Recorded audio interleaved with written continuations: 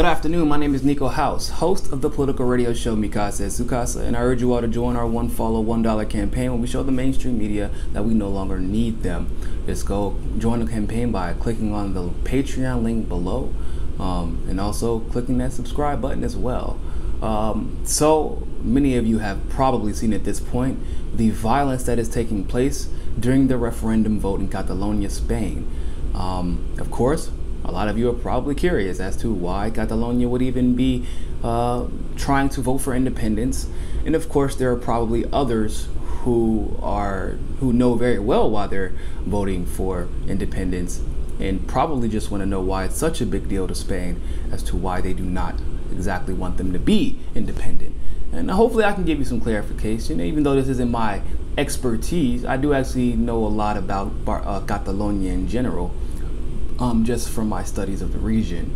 And so for those of you who don't know, Catalonia and Spain have always had issues with each other. In fact, they've been bouncing back and forth between Catalonia independence and them being part of Spain for really as long as they've ever existed.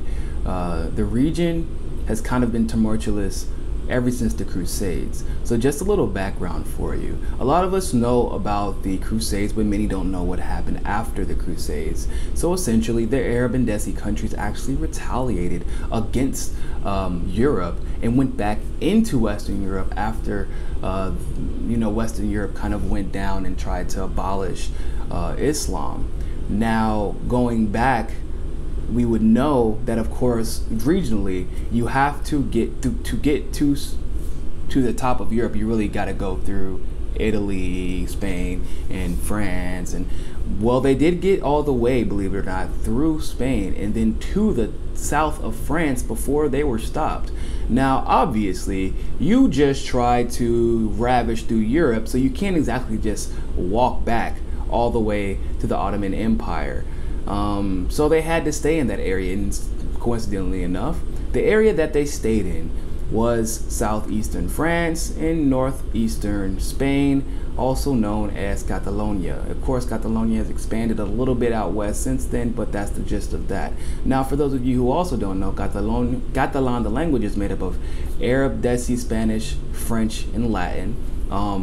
And so there's obviously, you could probably guess at this point that there's going to be some issues just based off of the history of how Catalonia came to be. Of course, that's just a quick rundown, but I just wanted to, give you all some context of what we're dealing with. So like I said, the relationship between Spain and Catalonia has always been tumultuous, and I don't think it's going to change anytime soon. In fact, even within the last 30 to 40 years, Spain tried to abolish the language of Catalan. And they just really recently got the language back in the late 80s. That they were allowed, well, I won't say got it back. They were always speaking it, but it wasn't the official language. Now, you have to ask yourself, well, why do you want to become independent, totally economically independent, instead of just dealing with Spain going forward? Well, the truth of the matter is Spain is not doing well economically, and they are actually relying on they're relying on Catalonia, specifically Barcelona, to carry the load of the economic burden. In fact, Catalonia makes up almost 20% of the total GDP of all of Spain. But they're treated as if they're second-class citizens. I mean, the language of Catalan isn't even taught generally in grade school in Spain, which doesn't really make any sense considering if you look at a place like China, when you have Hong Kong, which is kind of like China's Catalonia, where they speak Cantonese dominantly, but they speak both Cantonese and Mandarin because Mandarin is indeed an economically dominant language, just like you would expect Catalan to be, but it is not. But they're being purposely treated as second-class citizens, given the Muslim population there, and just it's an entirely different culture in general, because it's a mix of culture. So, of course, given how they've been treated in the past, they want independence. They want to be able to thrive and flourish in independence, which I think they have, the right to do. But of course, you got to do things democratically. Well, Spain says that the Constitution refuses them to that right because in 1978, there was an amendment put through that said that Spain must stay whole. Now, I don't know if they understand this, but there are amendments that can be pushed through that says otherwise.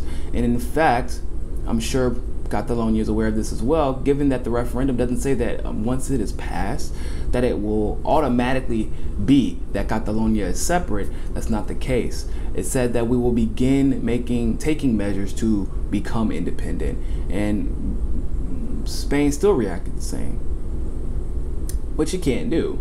I don't. The way that that Madrid reacted was really not the way to go about it. They've been taking police officers and just having people, I mean, literally stepping on voters, throwing voters out, essentially potentially galvanizing the people of Catalonia against the Spanish authorities and just the Spanish government in general. The one thing that you can never do to people is refuse them their democracy and then expect them to somehow act peacefully going forward, because there are people who are independent. Like, I want to say independent as in they didn't really care either way whether or not they were independent of Spain, but if they have their friends, their family being stomped out simply for exercising their democratic rights, they may start to feel a certain type of way about that. Like I said, this is a very interesting situation.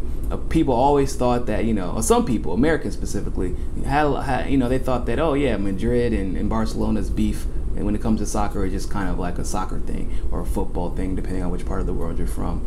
But that is actually not the case. A lot of racism and prejudice and all kinds of stuff goes into that beef between Barcelona and Madrid. It is heated for a reason. It's because that region has a long history, and culturally they're two different places. It's the truth. So it's just not being handled correctly.